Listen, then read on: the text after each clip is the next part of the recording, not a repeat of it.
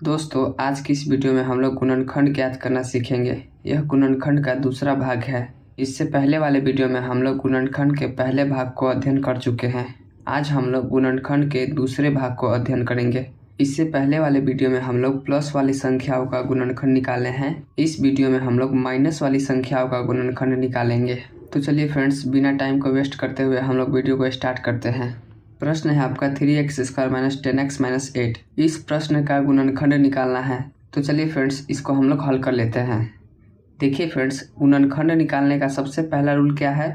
गुणनखंड निकालने का सबसे पहला रूल है अचर पद में हम लोग x² के गुणांक से गुणा करते हैं। तो अचर पद है आपका 8 और x² का गुणांक है 3। तो 8 में हम लोग 3 से गुणा कर लेंगे। 8 में 3 से गुणा कर लेंगे, यह आपका हो जाएगा 24। अब देखिए फ्रेंड्स, अब हम लोग 24 को कोई दो ऐसी संख्या में लिखेंगे जिसको हम लोग घटाएं तो 10 आ जाए। देखिए फ्रेंड्स, यहाँ पर घटाना है। घटाना क्यों है? क्योंकि 10x के आगे जो है वो आपका माइनस है। 10x के आगे माइनस है, इसलिए यहाँ पर घटाना है। तो 24 को दो ऐसी संख्या में बांटना है जिसको हम लोग घटाएं तो 10x आ जाए और उसको हम लोग गुना करें तो 24 आ जाए। तो देखिए फ्रेंड्स, यहाँ पर 12 और 2 हो सकता है। 12 और 2 हो सकता है क्योंकि 12 में से 2 को हम लोग घटा लेंगे तो 10 हो जाएगा और 12 में 2 से गुना कर लेंगे तो 24 हो जाएगा। तो इसको फ्रेंड्स हम लोग लिख लेंगे। यह आपका 3x² है। तो यहाँ पर 3x² है तो 3x² को हम लोग ज्यों का त्यों लिखेंगे। तो यह आपका हो जाएगा 3x²। माइनस है तो माइनस। अब देखिए फ्रेंड्स, 12 को हम लोग पहले लिख लेंगे। 12 है तो 12x। अब यहाँ पर प्लस हो जाएगा 12x प्लस में 2x। अब ऐसा क्यों हुआ? क्योंकि फ्रेंड्स यहाँ पर हम लोग को घटाना है तो डिफरेंट साइन रहेगा तब ना घटेगा। आपको पता होना चाहिए कि डिफरेंट साइन घटता है। डिफरेंट साइन घटता है और जो सेम साइन होता है वो आपका जुट जाता है। सेम साइन आपका जुटेगा। तो यहाँ पर डिफरेंट साइन हम लोग रखेंगे तब ना यह घटेगा। तो इसलिए फ्रेंड्स हम लोग यहाँ पर प्लस में 2x लिखे हैं। उसके बाद फ्रेंड्स यहाँ पर -8 है तो माइनस में 8। अब देखिए, अब हम लोग क्या करेंगे फ्रेंड्स, यह दोनों में उभयनिष्ठ बाहर निकालेंगे। उसके बाद यह दोनों में उभयनिष्ठ बाहर निकालेंगे। तो देखिए 3x² है तो इसको आप खंडन करके कैसे लिख सकते हैं? 3x² को आप लिख सकते हैं 3 गुना x।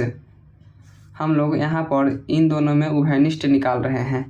अब -12x है तो यहाँ पर -12x को आप कैसे लिख सकते हैं?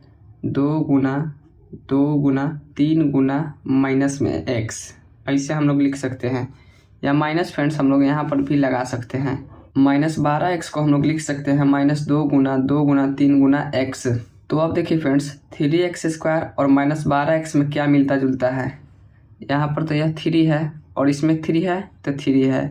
उसके बाद x है तो यहाँ पर भी x है। तो 3x जो है वो आपका दोनों में है। तो 3x दोनों में है तो 3x आपका उभयनिष्ठ हो जाएगा।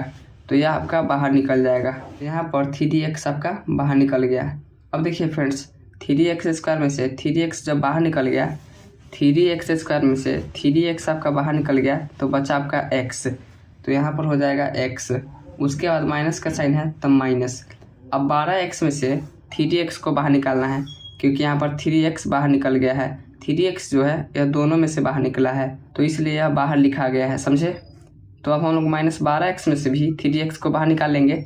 तो देखिए -12x में से 3x को बाहर निकाल लेंगे तो बचेगा आपका माइनस में 2 दूना 4। तो माइनस तो पहले ही हम लोग यहाँ पर लिख चुके हैं तो यहाँ पर बच जाएगा माइनस में आपका 2 दूना 4। तो माइनस में आपका हो जाएगा 4, समझे? अब कोष्ठ बंद।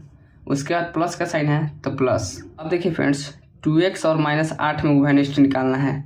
तो 2x को आप लिख सकते हैं 2 गुना x। 2x को लिख सकते हैं 2 गुना x और -8 को आप लिख सकते हैं 2 गुना माइनस में 2 गुना 2। -8 को आप ऐसे लिख सकते हैं 2 गुना माइनस में 2 गुना 2। 2 दूना 4, 4 दूना 8 और यह माइनस में 8 हो जाएगा। तो अब देखिए 2x में और -8 में क्या मिलता जुलता है? 2x में 2 है तो -8 में भी 2 है। तो यहाँ पर फ्रेंड्स सिर्फ 2 ही इन दोनों संख्या में उपस्थित है, बाकी और कोई संख्या दोनों में उपस्थित नहीं है। तो यहाँ पर सिर्फ 2 बाहर निकल जाएगा क्योंकि इन दोनों में सिर्फ 2 ही उभयनिष्ठ है, समझे? उसके बाद ब्रैकेट। अब जब देखिए फ्रेंड्स 2x में से 2 बाहर निकल गया तो बचा आपका x। तो यहाँ पर हम लोग लिखेंगे x। उसके बाद फ्रेंड्स -8 में 2 जब बाहर निकल गया तो बचा आपका क्या, यह दोनों। तो -2 में 2 से गुना कर लेंगे, -2 दूना 4, तो यह आपका हो जाएगा -4। तो अब देखिए फ्रेंड्स, अब हम लोग देखेंगे यहाँ पर कि यह दोनों मिलता जुलता है कि नहीं। यह दोनों आपका मिलता जुलता होना चाहिए, दोनों मतलब सेम होना चाहिए, समझे। दोनों यदि सेम रहेगा तो आपका गुणनखंड सही रहेगा। तो अब हम लोग क्या करेंगे फ्रेंड्स, अब हम लोग को कुछ करना नहीं है, 3x और +2 को एक साथ लिखना है। तो यहाँ पर लिख लेंगे हम लोग 3x प्लस में 2। अब यहाँ पर दोनों एक समान है तो दोनों में से किसी एक को लिख देना है। तो दोनों में से किसी एक को लिख लेंगे हम लोग, तो ये आपका हो जाएगा x-4। तो फ्रेंड्स ये आपका आंसर हो जाएगा। तो इस तरह से हम लोग माइनस वाली संख्याओं का गुणनखंड निकालते हैं।